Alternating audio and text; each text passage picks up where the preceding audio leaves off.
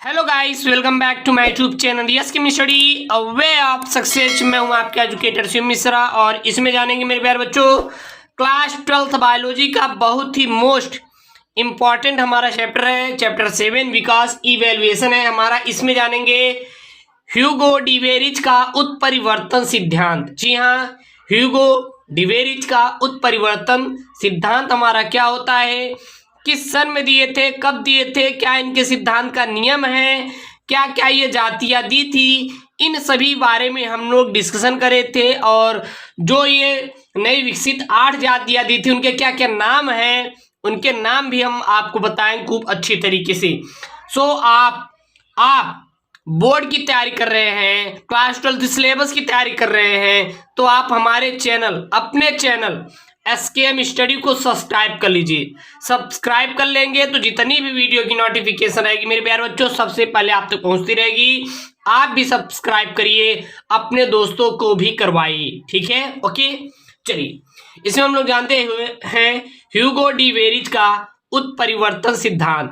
ह्यूगो डिवेरिज का उत्परिवर्तन सिद्धांत हमारा क्या होता है, तो ह्यूगो डिवेरिज ने सन 1901 में उत्परिवर्तन का सिद्धांत सांध्य प्राइमरोज या फिर आइनोथेरा लेमार्कियाना पर अध्ययन करके दिया था। किस पे दिया था, इन्होंने आइनोथेरा लेमार्कियाना पर अध्ययन किया था या फिर सांध्य प्राइमरोज पर अध्ययन करके दिया था। इन्होंने इसकी 2 स्पष्ट किस्में देखी थी और दोनों किस्मों में पौधे में तने की लंबाई व रंग, पुष्पों की आकृति व रंग तथा पत्तियों की आकृति में स्पष्ट विभिन्नताएं थी। डिवेरिज ने इन दोनों जातियों पर कई वर्षों तक कार्य किया और पाया कि वह हमारी शुद्ध नस्लें थी। इसके बाद उन्होंने इन सबको मूल जाति आइनोथेरा लेमार्कियाना से विकसित नई जाति बताया और इन सभी 8 जातियों को उन्होंने स्पष्ट नई जातियां का बताया। और ये हमारी 8 जातियां थे, आइनोथेरा गिगास, आइनोथेरा रुब्रिनविस और आइनोथेरा नेयेला। तो बहुत सारी हमारी थी, हर एक को हम लोग देखेंगे। चलिए तो इसमें क्या लिखेंगे, इसमें लिखेंगे मेरे प्यारे बच्चों ह्यूगो डिवेरिज ने सन 1901 में ह्यूगो डिवेरिज ने सन 1901 में उत्परिवर्तन का सिद्धांत सांध्य क्या हमारे सांध्य प्राइमरोज या आइनोथेरा लेमार्कियाना पर अध्ययन करके दिया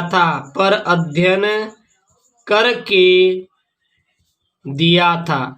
आप जानते हैं लॉकडाउन की वजह से इस समय हम लोग घर पे ही हैं। मेरी मिक थोड़ी खराब हो गई तो बाहरी की नॉइस आ सकती है, तो उस पर थोड़ा सा आप लोग उसको माफी चाहते हैं, उस पर आप लोग ध्यान मत दीजिएगा, ठीक ना। अध्ययन करके दिया था। उन्होंने इसकी 2 स्पष्ट किस्में देखी थी। उन्होंने इसकी 2 स्पष्ट किस्में देखी। कितनी? 2 स्पष्ट किस्में देखी। दोनों किस्मों में पौधे में तने की लंबाई व रंग, दोनों किस्मों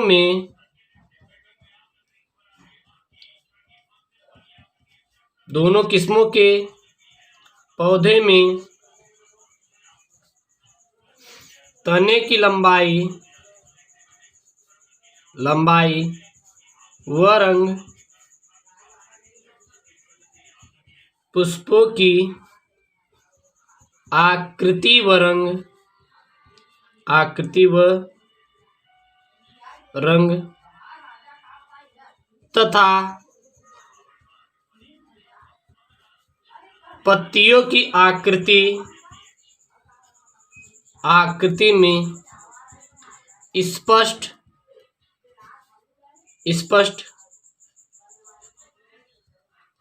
विभिन्नताएं थी। डिवेरिज ने इन जातियों पर कई वर्षों तक कार्य किया और वह शुद्ध नस्लें थी। डिवेरिज ने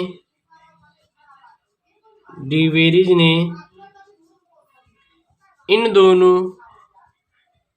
दोनों जातियों पर कई वर्षों तक अध्ययन किया। कई वर्षों तक क्या किया हमारे?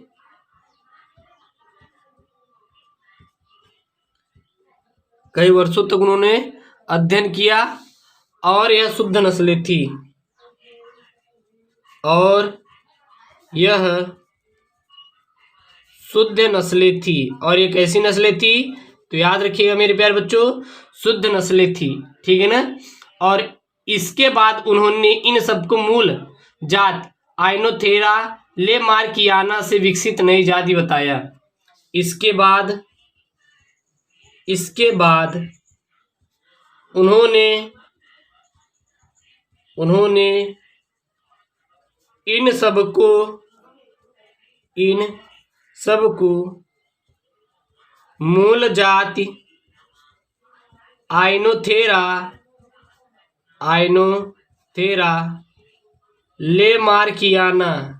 लेमार्कियाना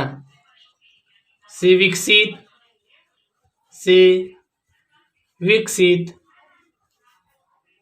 नई जातियां बताई। ठीक ना। नई जातियों के बारे में उन्होंने दिया था। ओके, याद रखिएगा, ये आपके लिए बहुत ही इंपॉर्टेंट है। अब हमारा आता जो हम लोग उत्परिवर्तन के बारे में जाने थे, तो उत्परिवर्तन के प्रकार के बारे में जानेंगे। ठीक ना। क्या लिखेंगे यहाँ पे? उत्परिवर्तन के प्रकार।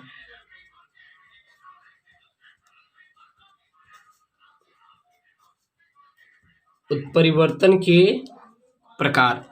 तो उत्परिवर्तन मेरे प्यारे बच्चों कितने प्रकार के होते हैं? तो उत्परिवर्तन मुख्यतः दो प्रकार के होते हैं। पहला कायिक उत्परिवर्तन, दूसरा हमारा जननिक उत्परिवर्तन। पहला क्या होता है? कायिक उत्परिवर्तन। पहला क्या होता है मेरे प्यारे बच्चों? कायिक उत्परिवर्तन। और दूसरा हमारा क्या होता है? जननिक उत्परिवर्तन। क्या होता है हमारा? जननिक उत्परिवर्तन। जानते हैं कायिक उत्परिवर्तन और जननिक उत्परिवर्तन हमारा होता क्या है। तो कायिक उत्परिवर्तन क्या होता है मेरे प्यारे बच्चों? यह जीव के जीवन काल में कभी भी हो सकता है। जो हमारा कायिक उत्परिवर्तन होता है, यह जीव के जीवन काल में कभी भी हो सकता है। क्या लिखेंगे? यह जीव के जीवन काल में कभी भी हो सकता है। यह जीव के जीवन काल में कभी भी हो सकता है। दूसरा हमारा क्या होता है? जननिक उत्परिवर्तन। और जननिक उत्परिवर्तन क्या होता है? यह युग्मकों के बनते समय या उसके परिपक्वन के समय होते हैं और यह वंशागत होते हैं और तथा जैव विकास में क्या होते हैं? अत्यंत ही महत्वपूर्ण होते हैं। ठीक है ना। यहाँ पे क्या लिखेंगे? यहाँ पे हम लिखेंगे कि यह युग्मकों के बनते समय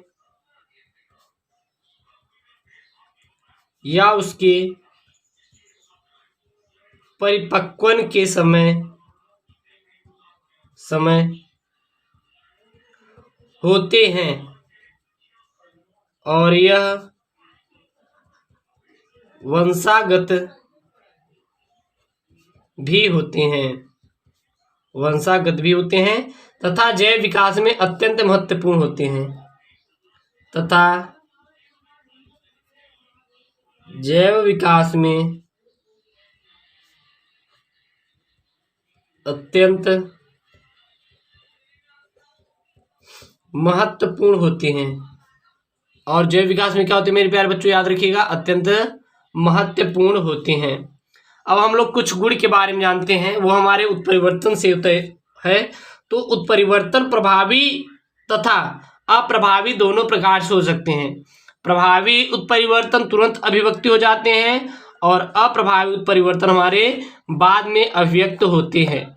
याद रखिएगा, अगर हम लोग स्टॉप पॉइंट में लिखें तो यहाँ पे थोड़ा स्टॉप पॉइंट बना लीजिएगा। उत्परिवर्तन के संदर्भ में है ये, ठीक है ना, इसको अलग से मत वो लिख लीजिएगा, हेडिंग में लिख लीजिए। चलिए क्या लिखेंगे, तो ये लिखेंगे उत्परिवर्तन प्रभावी तथा अप्रभावी दोनों प्रकार के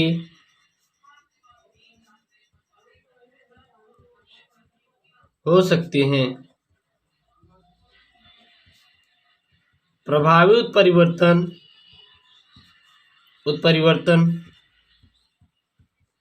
तुरंत अभिव्यक्त हो जाते हैं,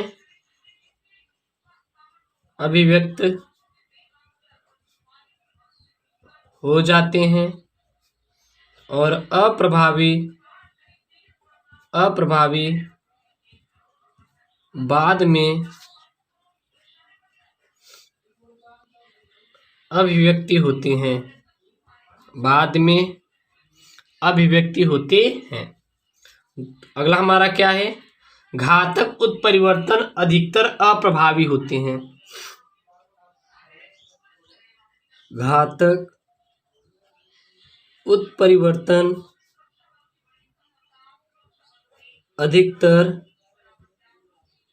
अधिकतर अप्रभावी होते हैं। और हमारा क्या है, अगला लिख सकते हैं, जीवों में अधिकतर जीन के एलील उत्परिवर्तन द्वारा बनते हैं। जीवों में अधिकतर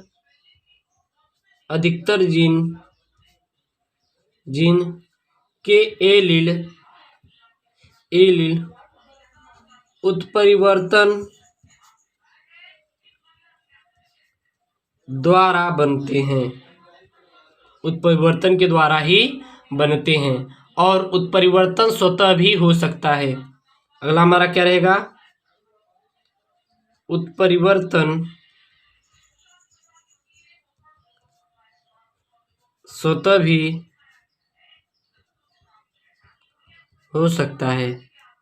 उत्परिवर्तन और कैसा हो सकता है हमारा, स्वतः भी हो सकता है। अब आता है जैव विकास के संबंध में अन्य नियम देख लेते हैं। तो जैव विकास के संबंध में कौन कौन से नियम है, थोड़ा उसको भी देख लेते हैं, क्योंकि आपके लिए इम्पोर्टेंट है एग्जाम के पॉइंट ऑफ व्यू से। तो क्या लिखेंगे, जैव विकास के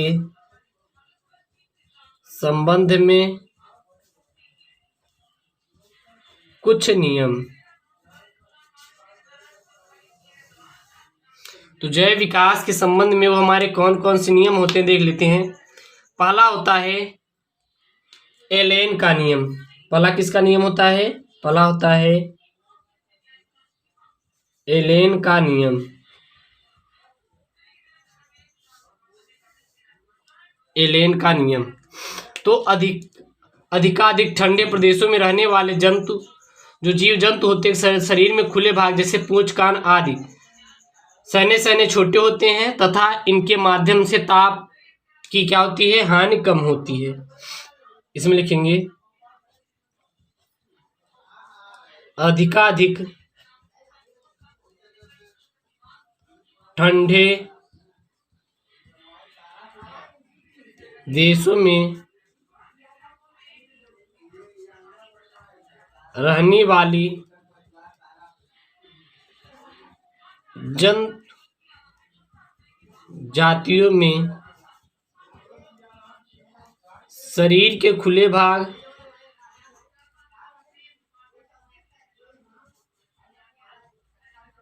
पूंछ, कान, पाद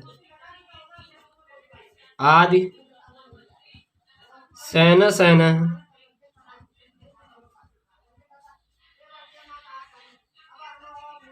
छोटे हो जाते हैं ताकि इनके माध्यम से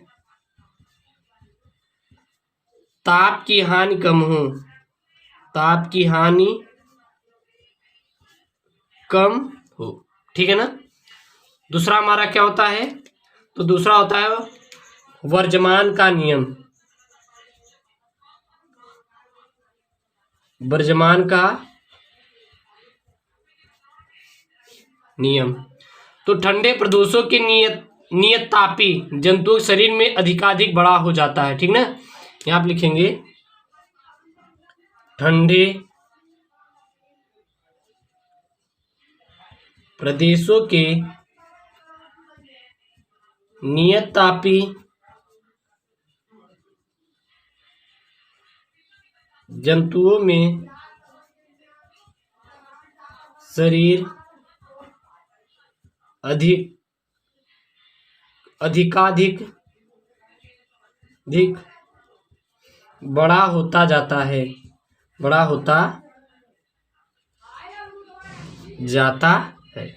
ठीक ना। दूसरा हमारा आता है कोप का नियम। अगला हमारा आता है तीसरा, किसका नियम आता है मेरे प्यारे बच्चों, कोप का नियम।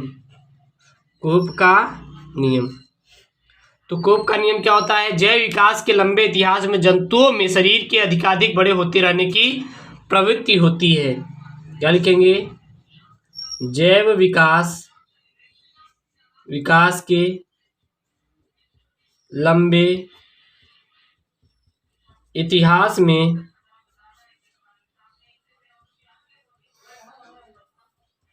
जंतुओं में शरीर के अधिकाधिक बड़े होते रहने की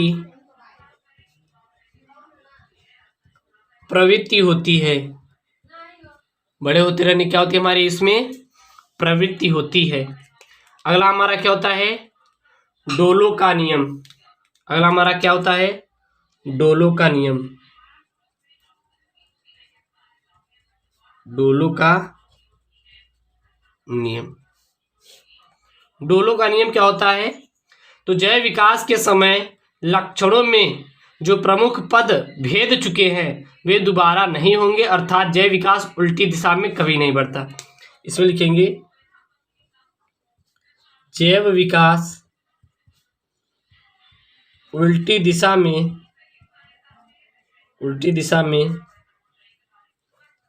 कभी नहीं बढ़ता है। जैव विकास उल्टी दिशा में कभी नहीं बढ़ता है। ठीक है ना। अगला आता है ग्लोगर का नियम। अगर उसको भी नोट करना चाहते हो तो लिख लीजिए। अगला हमारा क्या, पांचवा, ग्लोगर का नियम। ग्लोगर का नियम क्या होता है, तो गर्म व नम प्रदेशों के नियततापी जंतुओं में मिलेनिन रंगा अधिक होती है। क्या लिखें यहाँ पे, गर्म तथा नम प्रदेशों के नियततापी जंतुओं में